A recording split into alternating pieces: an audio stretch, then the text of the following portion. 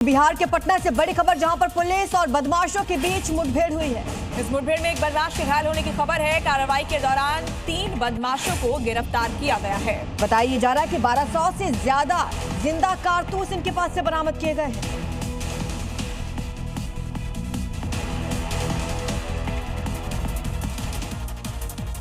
UP के greater Noida waste की करोड़ों के फ्लैट में रहने वाले लोगों की सुरक्षा एक बार फिर से सवालों के घेरे में है। दरअसल यहां के रॉयल नेस्ट सोसाइटी के एक फ्लैट में अचानक छत का प्लास्टर गिर गया, जिसके बाद हड़कंप मच गया।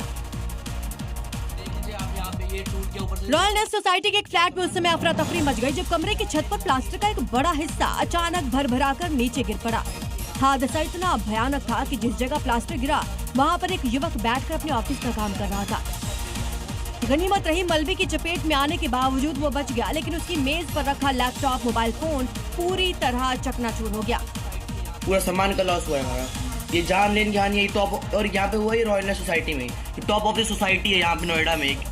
वीडियो में साफ देखा जा सकता है कि किस तरह छत का एक बड़ा हिस्सा गिरकर कमरे में फैला हुआ है। सड़कों के गड्ढे अक्सर लोगों की मुसीबत का कारण बनते हैं। और यूपी के पीलीभीत की एक महिला को दूसरी जिंदगी दे दी इस गड्ढे ने। ये खबर बेहद ही हैरान करने वाली है। दरअसल डॉक्टर ने महिला को ब्रेन डेड बता दिया था और यही वजह थी कि महिला के अंतिम संस्कार की भी तैयारी हो रही थी और एम्बुलेंस से ले जाया जा रहा था कि तभी गड्ढे की वजह एम्बुलेंस में जोरदार झटका लगा, जिसके बाद परिजनों ने देखा तो महिला को होश आ गया। जिसके बाद आनंद फानन में महिला को श्मशान की जगह अस्पताल ले जाया गया, जहाँ डॉक्टर से उसका इलाज कराया गया। कि जब वो मरीज मेरे पास आई थी तो उस समय वाकई में बहुत ज़्यादा स्थिति गंभीर थी। उनकी सांसें बस चल रही थी, लेकिन आंखों की पुतली चढ़ी हुई थी और पूरी फैली हुई थी और हाथ पैरों में कोई भी हरकत नहीं थी। वहाँ 14 दिनों तक चले इलाज के बाद महिला की हालत में जादुई सुधार हुआ। अब वो पूरी तरह स्वस्थ होकर डिस्चार्ज हो चुकी है। मॉर्निंग सी में आगे बढ़ते हैं, दिखाते हैं आपको राजधानी दिल्ली की 5 बड़ी खबरें।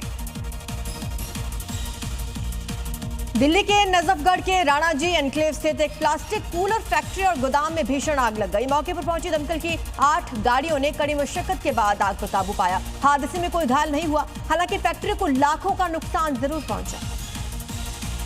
दिल्ली में स्कूलों की फीस से जुड़े मामले में आज दिल्ली हाईकोर्ट में अहम सुनवाई होगी। प्राइवेट स्कूलों की कई एसोसिएशंस ने दिल्ली सरकार के उस नोटिफिकेशन को चुनौती दी है जिसमें स्कूलों को फीस निर्धारण के लिए 10 दिनों में कमेटी बनाने को कहा गया था।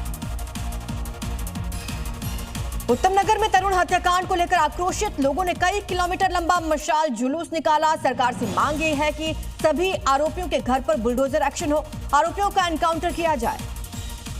तरुण हत्याकांड के विरोध में पूर्वी दिल्ली के गीता नगर समेत कई इलाकों में भी लोगों का आक्रोश देखने को मिला। खटीक समाज और स्थानीय लोगों ने बड़े पैमाने पर कैंडल मार्च निकाला। दोषियों के खिलाफ कड़ी कार्रवाई की मांग की गई। दिल्ली के शाहबाद इलाके में उस वक्त हड़कंप मच गया जब बीएसएफ जवान की 12 साल की बेटी किडनैप हो गई। बताया जा रहा है कि स्कूल से घर आते वक्त किसी ने बच्ची को अगवा किया। पीड़ित परिवार की शिकायत पर पुलिस ने जांच शुरू कर दी।